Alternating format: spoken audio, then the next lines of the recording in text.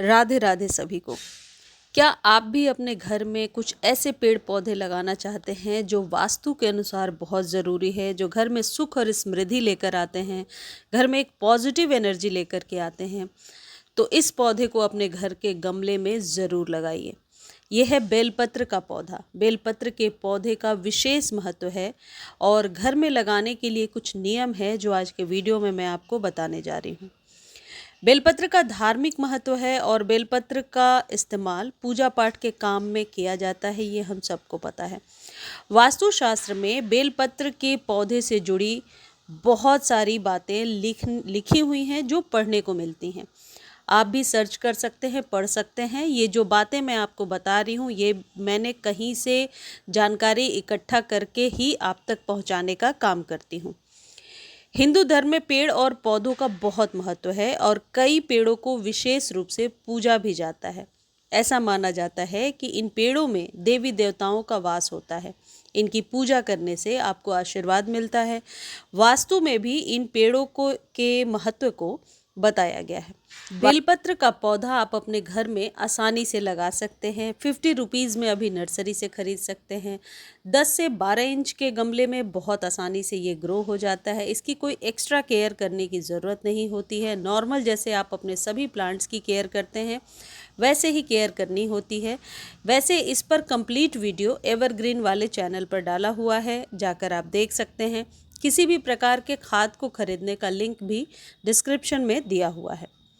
सबसे पहले मैं आपको ये बताती हूँ कि बेलपत्र के पौधे के क्या लाभ हैं।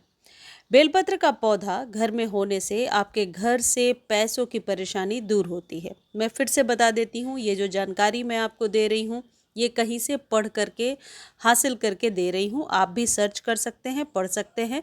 इसमें कोई मनगढ़ंत बात नहीं होती है। ऐसी मान्यता है कि बेलपत्र के पौधे में माता लक्ष्मी का वास होता है और जिस घर में ये पौधा लगा होता है वहाँ पैसों की तंगी परेशानी बहुत हद तक नहीं आती है।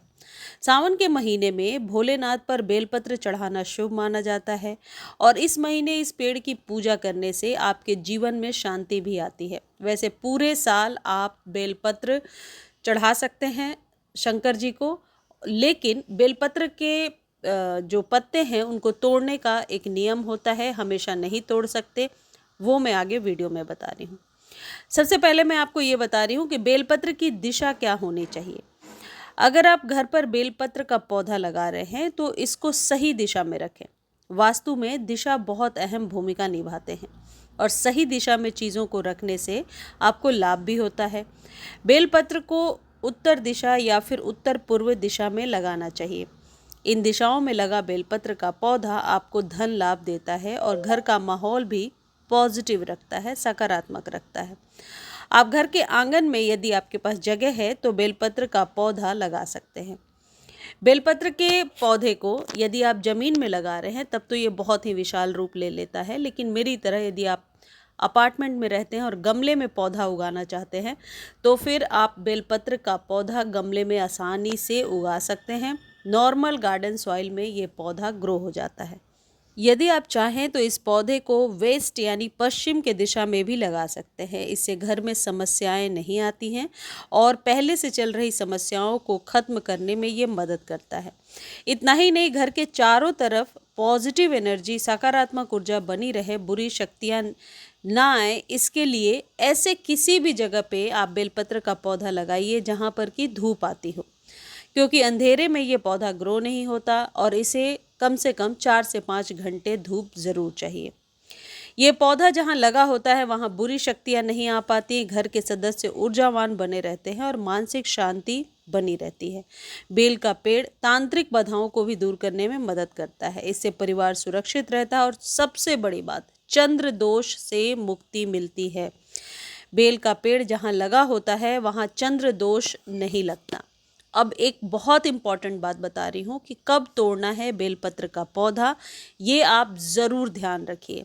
हिंदू धर्म शास्त्रों में बताया गया है कि किसी भी महीने की चतुर्थी, अष्टमी, नवमी, चतुर्दशी और अमावस्या तिथि पर किसी को भी बेलपत्र नहीं तोड़ने चाहिए।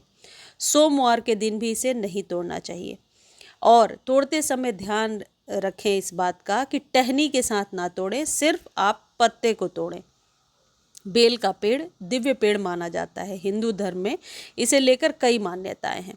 तो आपको ये भी मालूम होना चाहिए कि किस दिन तोड़ सकते हैं बेलपत्र के पत्ते को। आप रविवार के दिन बेलपत्र का पत्ता तोड़ सकते हैं, लेकिन दोपहर के पहले, शाम के समय कभी भी बेलपत्र ना तोड़ें। और दोपहर के पहले बेलपत्र को रविवार के दिन तोड़ करके आप रख सकते हैं।